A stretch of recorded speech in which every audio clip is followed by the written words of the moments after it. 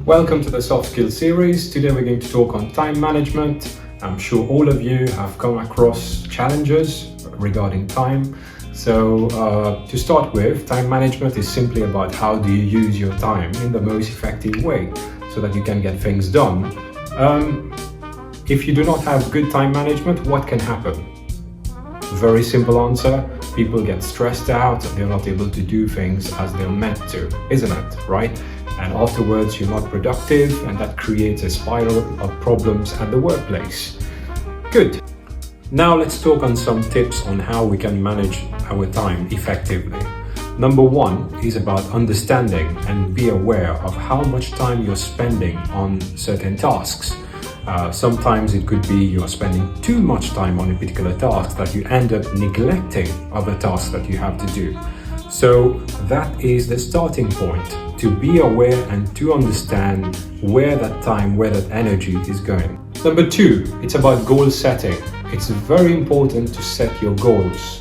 Understand what do you want. Okay, if you do not understand, if you do not know what you want, you would not be able to put the right time into it, into making it successful, into achieving it.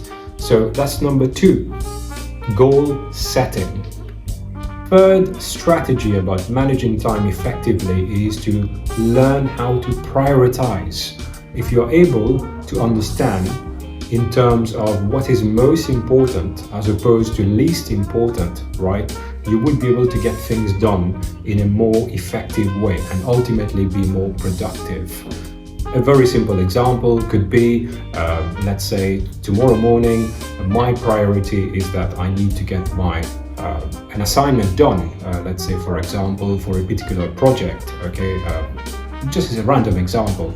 So if I know exactly that this is my priority as soon as I go to work or as soon as I wake up, in the case of a student, right, you would be focusing on that first. So focusing on it, getting it done, and then moving on to the next priority. So that's about prioritization. On the fourth position, we are talking about being realistic, right? That's something which is very, very important, and many people do neglect that, right? Being realistic simply means, would you be able to get something done within your competencies, within your time, within the skill sets that you have got, right? A lot of people sometimes end up taking too much on board, and then they choke, right? They can't get things done, they can't meet the commitments, they can't live up to the expectations of the client or the employer, right? And obviously that does affect their goodwill and reputation. So you could also make use of time management tools.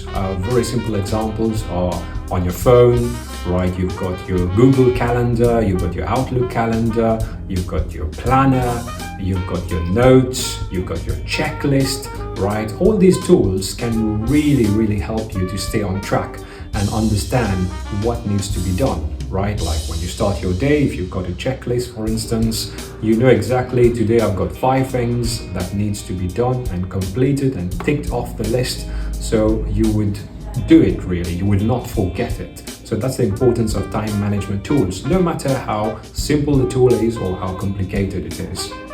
Moreover, you could also delegate tasks to colleagues. It could also be to your subordinates, right?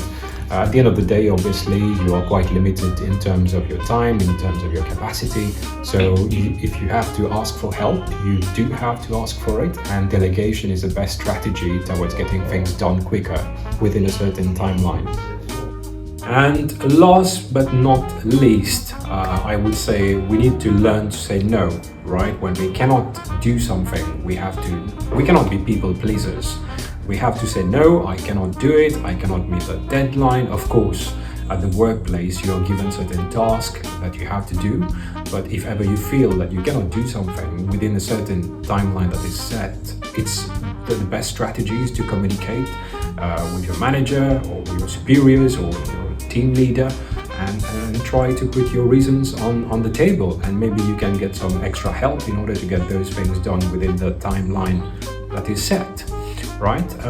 So I really hope that you guys have enjoyed this short or bite-sized video, as I call it, And if you would like more information, feel free to get in touch, and please do not forget to like and subscribe my video.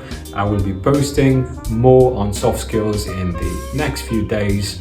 Please watch out. Thank you. Cheers. Bye.